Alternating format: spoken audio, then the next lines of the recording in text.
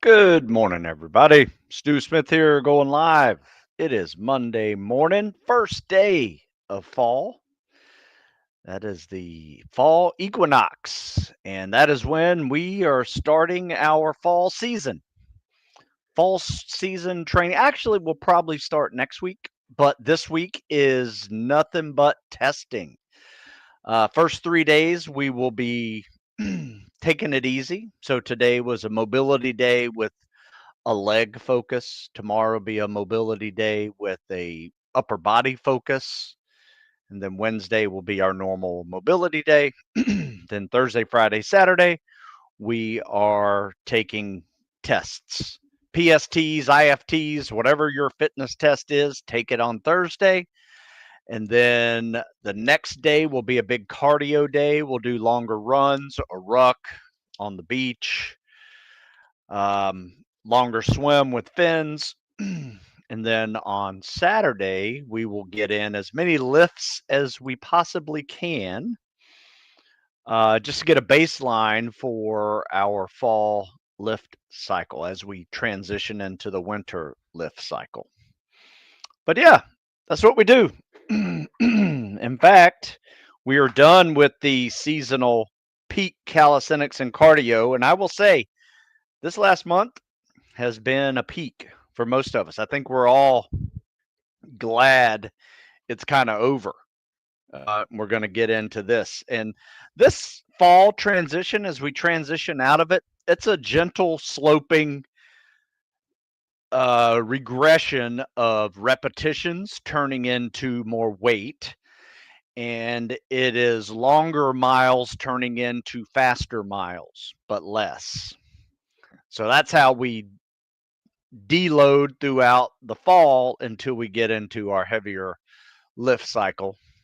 And even then, even in our lift cycle, we still warm up with calisthenics, we lift heavy, and we cool down with some form of cardio. That's our next fall and winter cycle. Looking forward to it. It's always fun. And we do it outside. So that means we are in the elements, training like we're going to work one day. And I think just getting out there and in the cold before dawn makes you a little bit tougher. And it gets into that never quit mindset process that we try to develop, even though it's not specifically addressed in the morning. Trust me, it is the little scoop of that mental toughness that you get by doing it this way. Anyway, I've been doing this seasonal approach for, damn, 26 years now, and it has done wonders for me personally. It has helped me push away some overuse injuries that I was getting prior to that. And as a coach, it has helped me create programming that helps people not get burned out with the same old routine and trying to redline it year after year after year. And your body does better when it goes through these little ebbs and flows of intensity and various um, elements of fitness that are focused on becoming good at everything versus I'm not trying to build a marathon runner over the summer. I'm not trying to build a powerlifting person who competes in powerlifting over the winter. We're just trying to get strong, trying to get faster, trying to have more endurance, trying to have some muscle stamina and some durability so you can go and handle whatever job that you are doing that is physically demanding and potentially has some life or death situations in it that you want to be good at everything.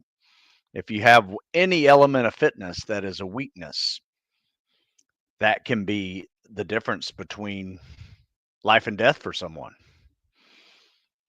And that's what we try to do. We try to create it. We created a system that allows you to not ignore your weakness because every cycle we're going to focus on different strengths and weaknesses and primary and secondary goals. And when I'm talking about strengths and weaknesses, I'm talking about strength, power, speed, agility, flexibility, mobility, endurance, run, ruck, swim, and muscle stamina and grip. All of those are elements of fitness that you need to enhance in order to be a well-rounded tactical athlete. You don't need to be great at any of them, just need to be good at all of them. And a lot of people come into this journey as former athletes who are great at something, but they have completely ignored the other half of those elements I just listed. For instance, the endurance athlete, upper body strength is a weakness. The powerlifting football player, strong and strength, power, speed, agility, muscle stamina, and endurance is a weakness. Either one of them may not know how to swim. Or if you do know how to swim and that's all you've done all your life, gravity is going to be tough on you when you start running and start lifting. So we all have weaknesses coming into this journey, regardless of our athletic history. You just can't ignore those, because I promise you, if you ignore weakness, it will be exposed in any training that you are preparing to go do. And that's military, law enforcement, firefighter, and especially spec ops jobs. It's just the way it is. All right, folks, that's my Monday morning pep talk on what we're doing as part of our seasonal transition. I'm kind of bummed that summer is over, but at the same time, kind of excited about fall starting. And I think everybody is that way, at least in our training group. Um, let's see. Not a lot of people on today, but that's all right. If you guys have questions, let me know. If you don't, I'm going to share some prior questions that we've had in the last few days since we were last on. If you guys missed the Never Quit Mindset podcast, I did one on Saturday evening, I think it was. Anyway, it was a lot of fun. We focused on the never quit mindset of the human race ever since the Orville and Wilbur Wright invention of the aeroplane, and what that has done in a short period of time, gone from basically helium balloons for 100 years prior to that to the invention of the airplane. And I think just by that 58-second flight that they did at Kitty Hawk in 1903, it inspired generations thereafter to continue into flying in aerospace. And I mean, just look at what happened in the next 50 years. You go from 1903 to jets flying and all across the world. You have rockets going to the moon, putting up satellites, actually having an aerospace industry, all within about 60 years, a person's lifetime. And I always like to think that, my granddad was born in 1918, and just the stuff he saw. I mean, it was quite incredible, going from the post World War One as a baby. Like, his dad was, in World War One, and then he lived through the Depression, got into the Army, and was 30 years in the Army, was in World War II, Japanese occupation force, was in Hiroshima about a month after that bomb went off. Never had cancer. Interesting. And was in Korea. Saw the moon landing. I mean, crazy stuff. So anyway, let's look at some of these questions. If you guys don't have any, I'm just going to add them here. I know it's a odd time of the day to get people on, so here are some prior question. Looks like Zane has hit me up before I have to go searching for him. What's the main difference between your 12-week program and your seasonal program? Well, if you think about it, a season is 12 to 13 weeks. I mean, there's four 13-week seasons in a 52-week year. So they're very similar. Like I have multiple 12-week programs. If you're talking about the 12-week program, which is 12 weeks to buds, I would classify that as a summer peak program because it's all calisthenics and cardio. There's no lifting in that one. Whereas my winter ones will have lift cycles in them, fall and winter both. And my latest seasonal programs, like these right here, right, or this summer one, even the summer one has a lift section in it. And the way we do it, we call it block periodization, where you do 3 weeks focused on your primary goal, which for this all summer, we did this. We did 3 weeks of your primary goal of calisthenics and cardio, progressing each week. Every fourth week, we did a little deload on the running and the reps, and we added weight. And that just helped us maintain some of those hard earned gains that we had in the previous winter lift cycle. We did that throughout the spring as well. So it's a 3-to-1 block periodization model in my later ones. In my earlier seasonal ones, I didn't really do the 3-to-1 block periodization. I didn't really come up with that until about 2020. So anything prior to 2020 doesn't have the 3-to-1 block periodization. But if you have one of the old ones like the spring and summer and the fall and winter 24-week workout books, I don't think I have a copy of them. I'd show them to you. What you could do there if you wanted to try the block periodization model, which I highly recommend trying, it's you focus 3 weeks on your primary goal and 1 week on your secondary goal that you're trying to maintain. 3 weeks you're trying to improve on something. 1 week you're deloading from that and you're trying to maintain this your secondary goal. So for instance, things that work well together in those 3 weeks are calisthenics and cardio, running, swimming, rucking, high rep calisthenics exercises. You're working on muscle stamina and endurance. But multiple weeks of that, you start feeling the aches and pains of it. So you take a little 1 week deload off the miles, cut your running in half, add some biking, more swimming, and then you turn your calisthenics and drop the reps by 75% and you add weight to it. So now you're kind of rehabbing the joints for a week instead of just redlining it, like I said, with a bunch of high repetitions. It's just a system. This is not the way everybody needs to train. It's just a system that I have been doing for 26 years personally, since I was 30 years old. And I wish I'd have started it much earlier. I wish I'd have started doing mobility days much earlier.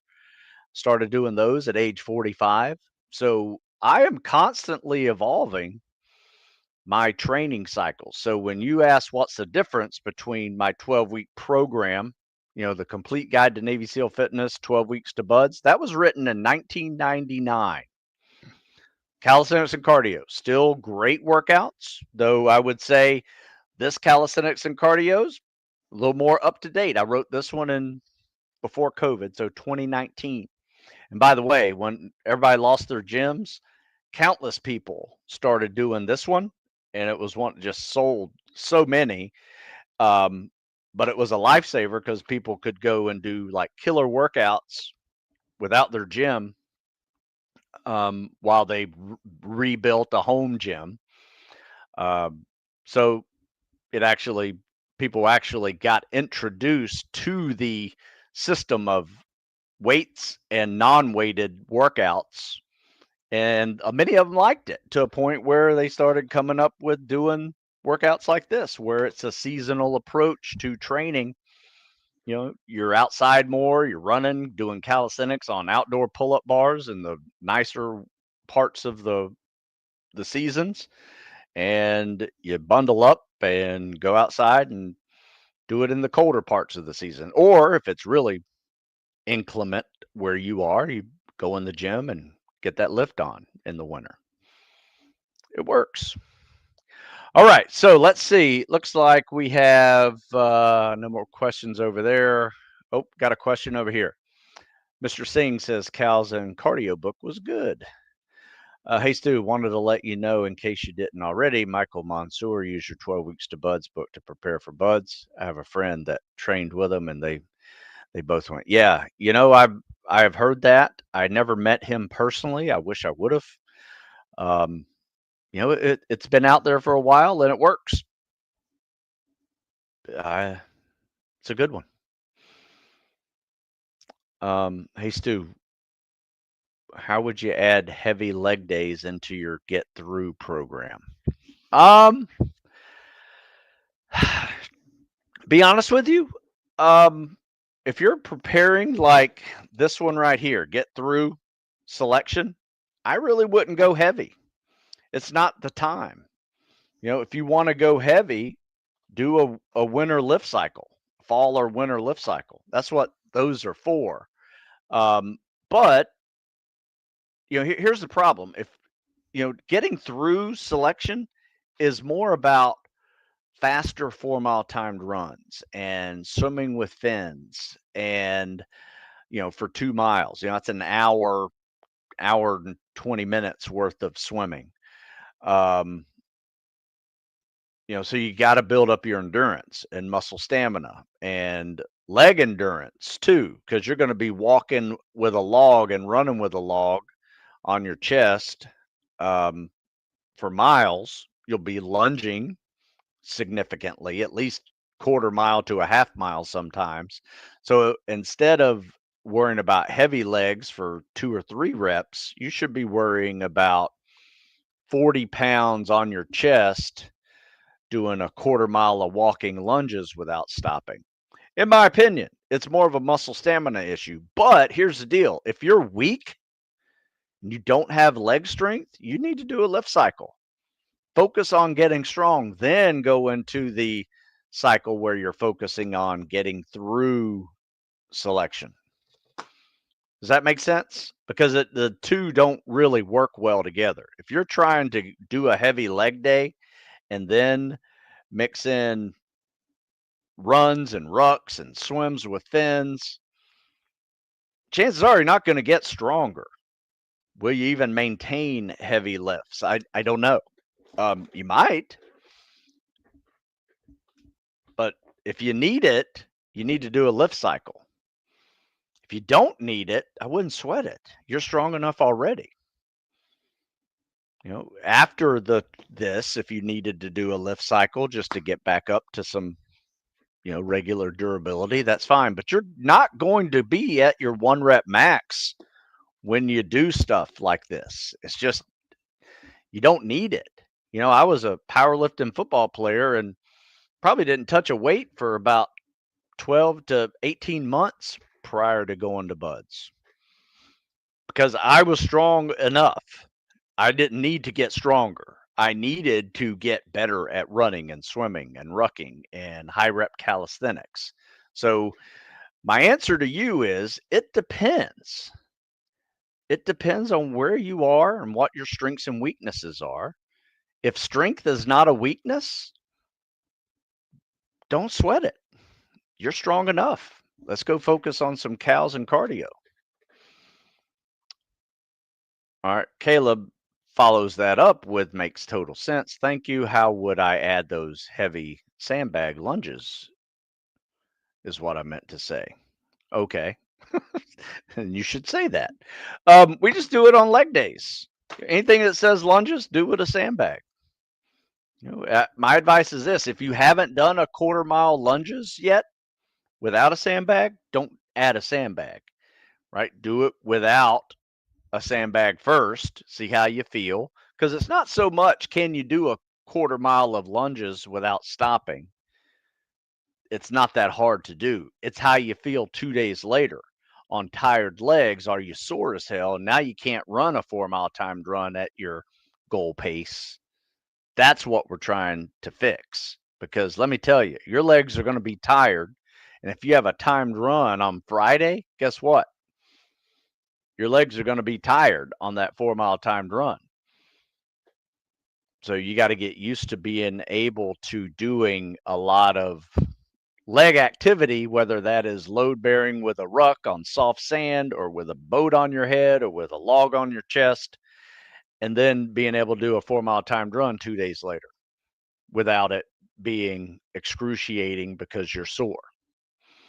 That's what we're trying to do with programs like this.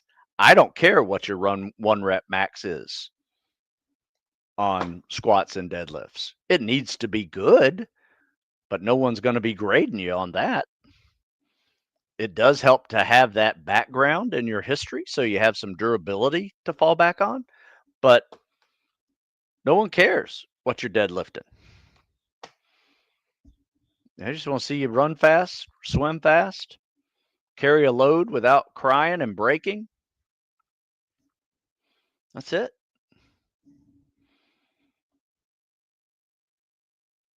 All right. Looks like I have answered those questions. I did have a question that popped up.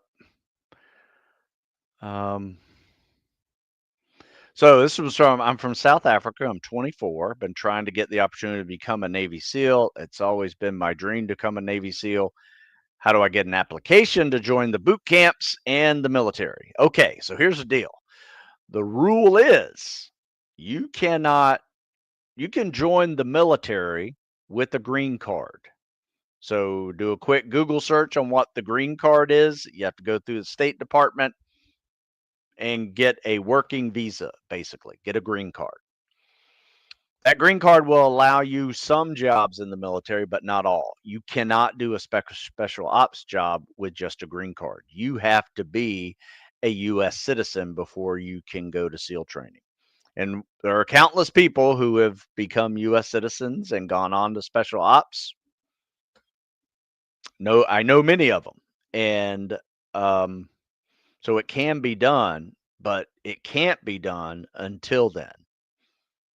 I have known some people who got a green card, joined the military, did some time in the military. While they were in the military, they became a U.S. citizen, and then they transferred over into Spec Ops. That's another option. Okay, let's see. What's another question here? Basic gear for a beginner. This is a good question. In the process of starting Air Force Special Warfare, crushing. In fact, he has the crushing the IFT, OFT yesterday. Looking for shoes to run in. Do you have any suggestions? And should those also be the same shoes that I ruck in or do road marches in? All right, so here's a good question. So it could be a hit or miss thing for running shoes. My advice is if you got a pair of running shoes that you like already, just get those again. The only problem with that mentality is if they're not really good running shoes, or if they're great running shoes, they make changes to them every few years. I know I've gone through like Nike that I used to like, and then they changed the model and they didn't fit me right. I had Brooks that I used to wear, great shoe. They changed the model every year or two, and I probably wore Brooks for about 10 years in my 30s. In my 40s, I went to trying to think what I went to. I think I went to some ultras maybe or some on clouds. I have on clouds now. I have a set of ultras I run in. I like those. Um, and so I've gone through on cloud every winter because I will say, oh, and I'm not wearing them now. The waterproof on clouds are awesome when you are running and you hit a puddle in the winter. and your foot stays dry, that's a little victory there that you don't you don't really know how big a deal that is until you started a workout at 6 a.m. You're going to be outside for the next hour and a half, and you got a wet foot. It's just one of those things that sucks, but when you got waterproof shoes, it doesn't suck. Um, so yeah, I've gone with on clouds for a while. So my advice is go to a running store, try some on, do a little walking around, jogging around, see how they fit. That's probably your best answer. Then, do you ruck in those same shoes? Well, I will tell you this, I do, but only if I'm rucking on a trail, like a paved trail, a track, um, paved hills, steps on a, do a weight vest or a ruck up and down bleachers. I will wear running shoes for that. However, if I'm on a trail that's a dirt trail with uneven terrain, I will not wear running shoes and I will wear something that has a little more ankle stability because after um, ankle surgery and multiple ankle sprains, they are not my strongest part of my body. And I definitely don't want to sprain an ankle again after that kind of surgery where they go in and tighten things up because it's not going to heal if I sprain it again. So um, I will wear boots with those. And the kind of boots, my advice is do a little research and find the boots that they issue you for those jobs. You might find some information on attackleet.com. They may have some intel on there that I'm not familiar with what they issue for the Army or for Air Force Special Warfare. I know for Buds, they issue the Nike Combat Gen 2s.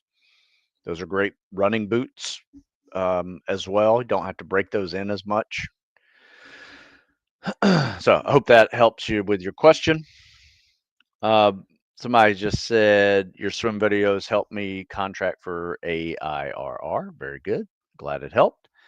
Odd question. If you can have a civilian job, can you enlist in the Navy with the intention of going through Buds? Can't you enlist in the Navy with the intention of going through Buds? Yes. If you make it through the entire selection, go reserves and return back home. No. I mean, you're going to owe the Navy 4 to 6 years after you go through Buds or like during your process, that timer starts. But no, you can't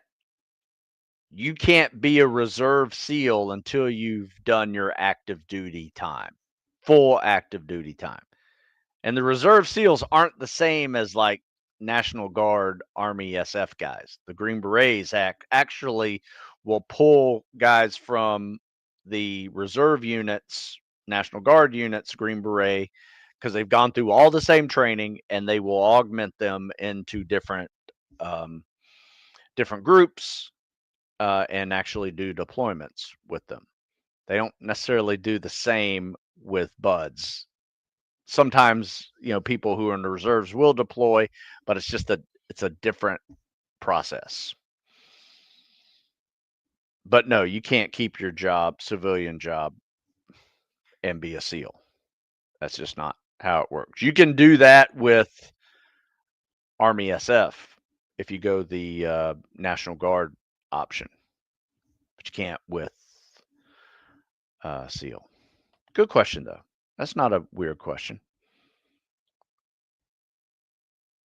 When you're Man, I don't understand this question. When you're in those hard moments and selections, how mentally, what pushes you through? I don't know. If you read this, you'll see a whole bunch. You can see 10 chapters of things that push you through. But you got to want it. I mean, how bad you want it deep inside is immeasurable, right? When somebody like how you can't measure someone's heart. I mean, you can measure the blood pressure and the beats per minute, but you can't measure how bad somebody wants something and why they want something. It really comes down to that. I've seen people with their incredibly physically fit crush every physical test and event would have had no problem getting through buds if they just stayed with it. But something got to them, whether it was a personal relationship issue, it was negative feedback from instructors, being cold, wet, and sandy all the time. There's other things why people quit that have nothing to do with physical fitness. That's why I tell people, you know, look, I didn't walk any of you guys through buds. I appreciate you telling me thanks. But all I did was create a program that you had a choice to do or not to do. And then, even then, you had to get through all the crap that, for a year can determine whether or not you're going to make it or not.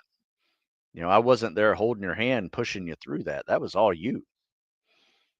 Maybe I helped you build a strong foundation so you could go do that better, but you did the hard part.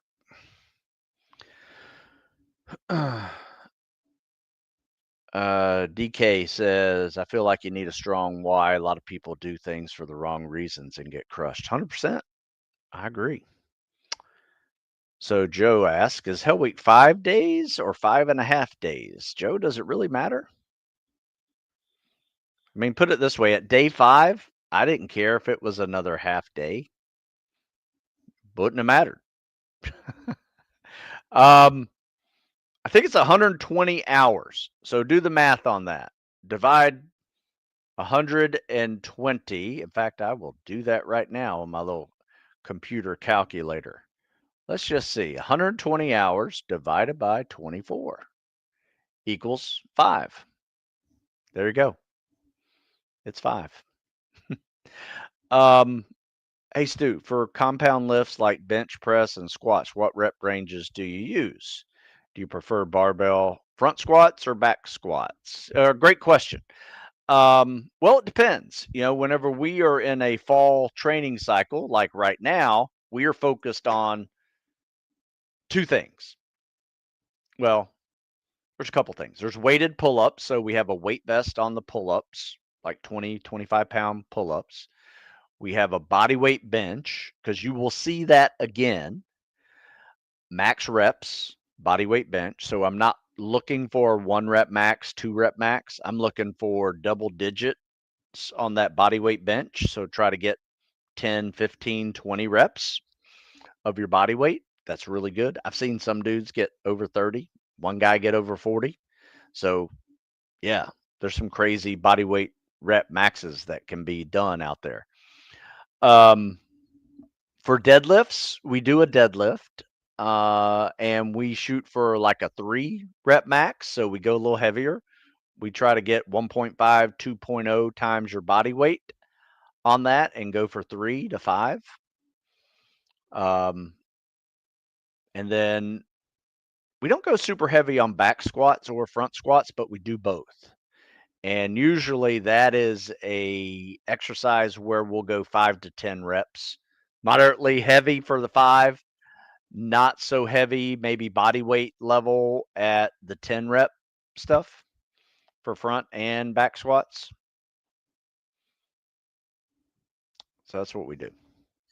When you run long distance, especially on pavement or road, my calves just give up on me and just get tight.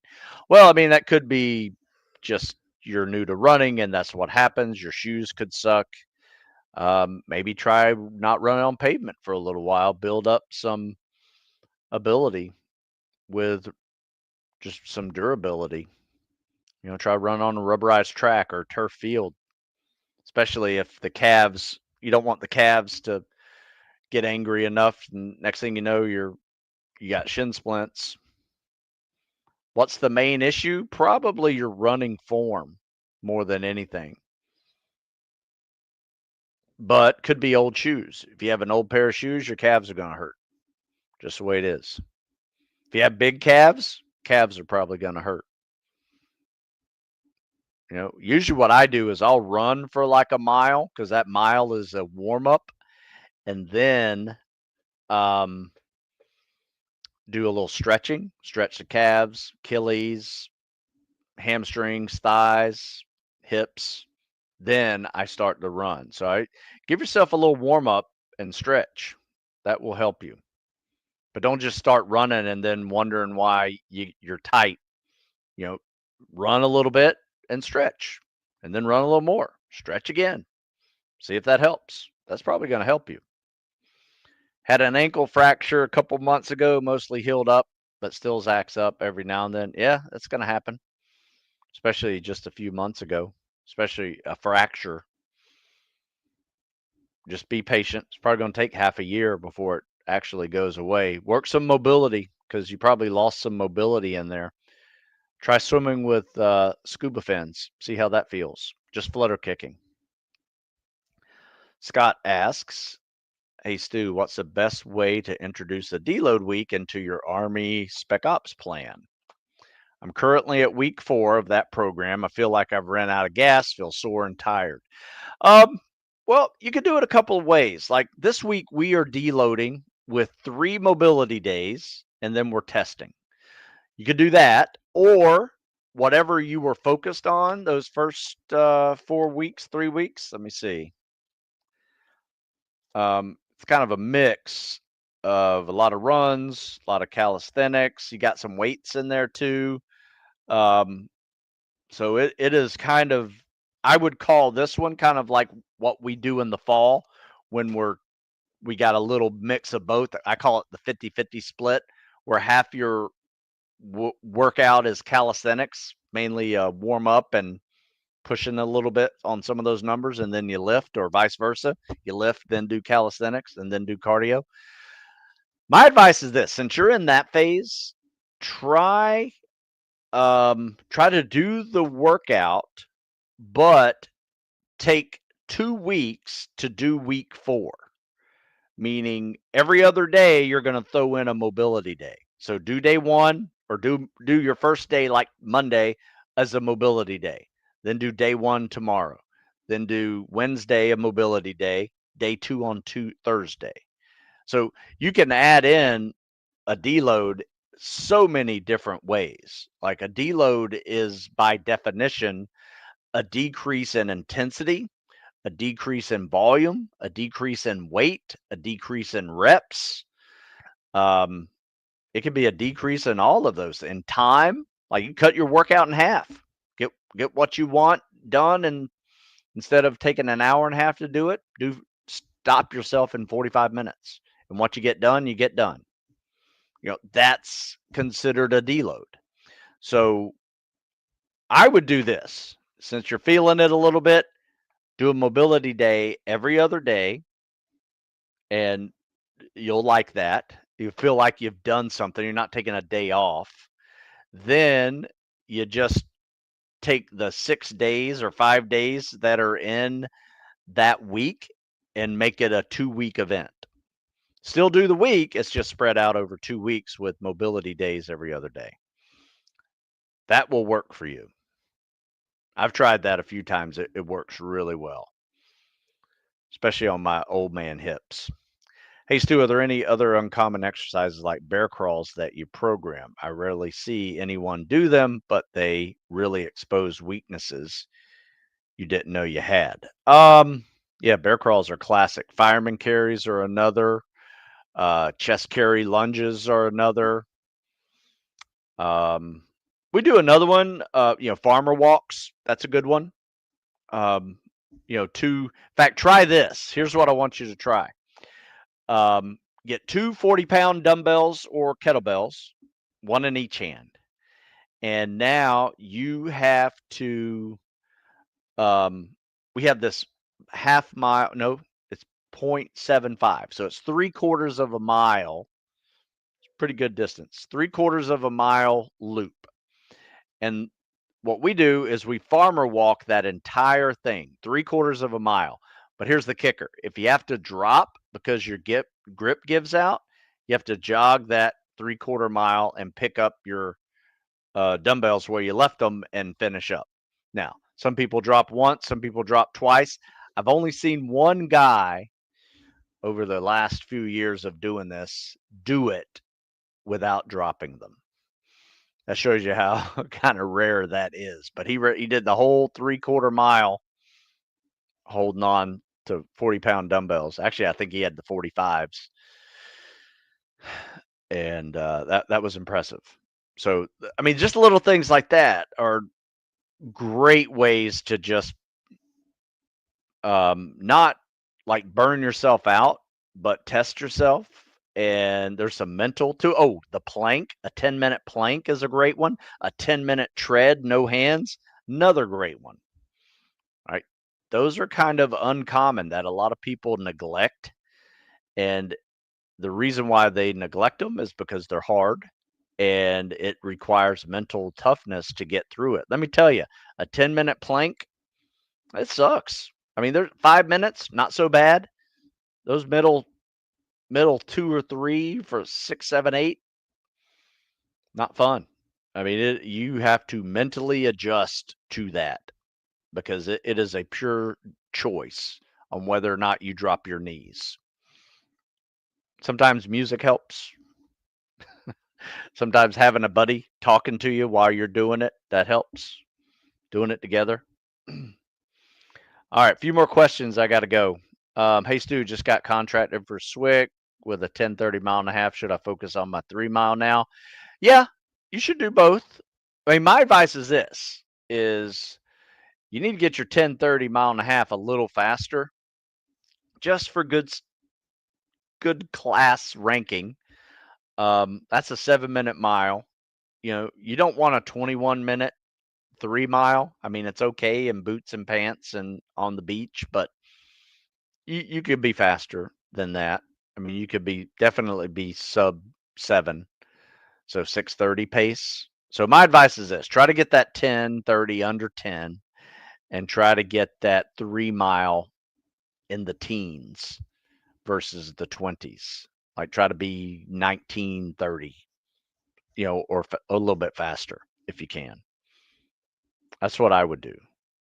Just work on a little bit more speed. When I when I run, it feels like my feet are uneven. Applying the weight on different areas of my foot feels weird and hurts after a while. Any recommendations? I don't have any recommendations for that. I'm not sure what that is. I mean, some people have feet that are different sizes. I don't know if that's the issue. Um, Sometimes it's a tightness in the hips and knees that could be it. So my advice is this: I have a treading article that's titled "Your Treading Might Be a Mobility Issue." Do those because that's going to loosen up your hips, knees, and ankles. That may make your stride a little bit normal. You might have a tight hip that's shortening your left leg stride. Um, but without seeing it, I'm just guessing. Um, all right. Tips on getting faster with fins. I struggle with it. Fast swim. It took me 18 minutes to do a 1K in a 50-meter long course pool. That's not bad. I mean, my guys are doing 16:40, 17 for a 1K.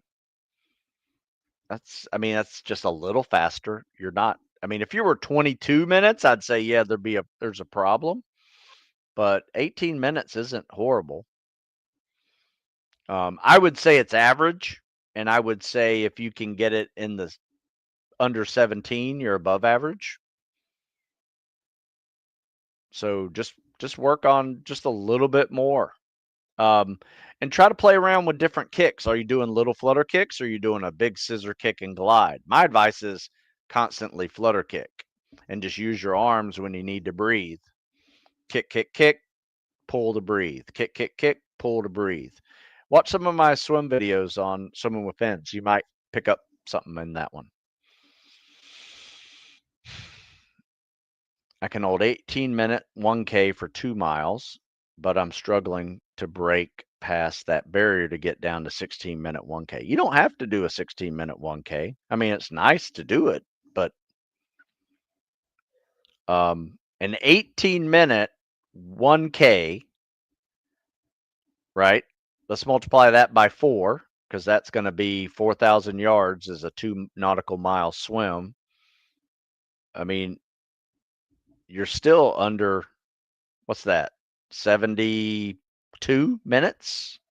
Is that right? Yeah, 72 minutes. Your minimum standard at Buds is 85 minutes. So even with an 18-minute 1,000, you're going to be, if you can maintain that for 2 miles, you're going to be at 72 minutes for 4,000, right? The third phase swim time is 75 minutes. And I promise you, by then, you'll be much better. So I think that is worrying about something that you don't need to worry about. I mean, it's only 16 minutes, so kick a little faster, you'll go faster. I'm a college freshman. Should I be on your 12 weeks to Buds or no? I have the book, but I don't know if I should start there. I wouldn't start there. I would, I don't know what your athletic history is, or you might want to email me and tell me your athletic history, what your PST scores are, and then I can probably give you a better answer to that. But my advice would be start here first, assess all the calisthenics and cardio, the muscle stamina and endurance, and then do a lift cycle.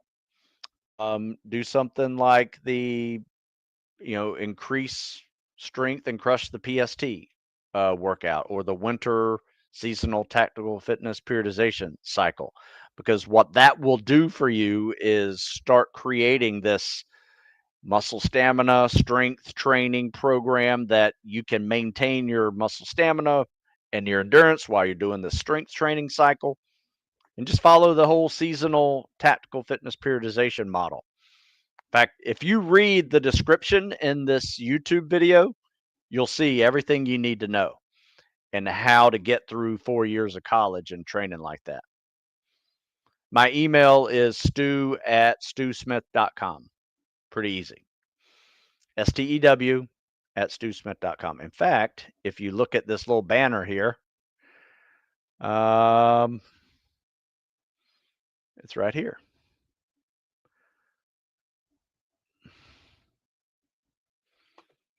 There you go.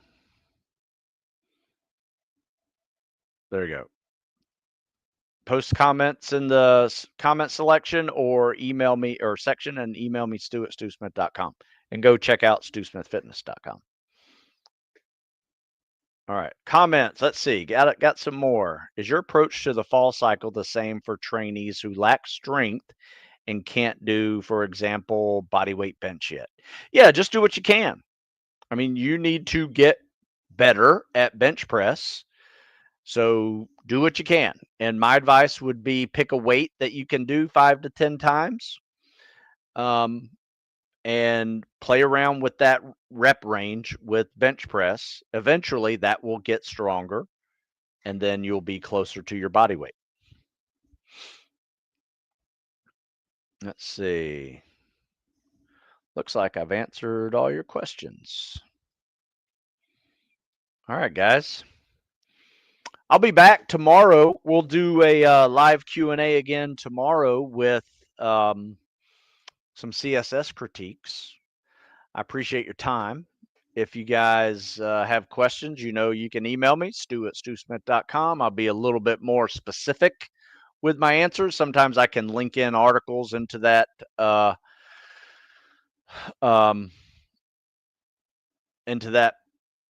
question. Somebody just asked, what about pull-ups? I don't know. What about them? You got to do them to get better at them. I have plenty of articles on pull-ups. If you go to stewsmithfitness.com, you'll put a little search for pull-ups. You can do a Google search, Stew Smith and pull-ups. There's some workouts in there that can help you with that. And they're free. They're just articles. Take a read on what you got to do. The thing about pull-ups is I call them the heavy weightlifting exercise of the calisthenics world. Because if you think about it, pull-ups and dips for that matter, you're lifting your entire body weight with your arms. You're either pulling it or pushing it, depending on what contraption you're on. So at your first pull-up is a strength exercise. Your 20th is a muscle stamina exercise. So you have to first get strong enough to do a pull-up, then build up your volume so you can do more pull-ups. And you can do that multiple ways. And I explained them in many of my articles over there. My advice is look up the article about 3 favorite workouts to crush fitness tests. And I promise you, you do this one, I'll put a comment section over here on YouTube. You can see that thing. Marcus, I'll put it over here on Instagram as well. You can see that link that just popped up. And that's the title of that. That's the title of that article. My 3 favorite workouts to crush fitness tests are pyramid, superset, max rep sets. And when I say fitness tests, I mean pull-ups, push-ups, and sit-ups. All right. I need to go. You guys have a good one. I will see you guys tomorrow. We'll do another live Q&A. Until then, we'll see you.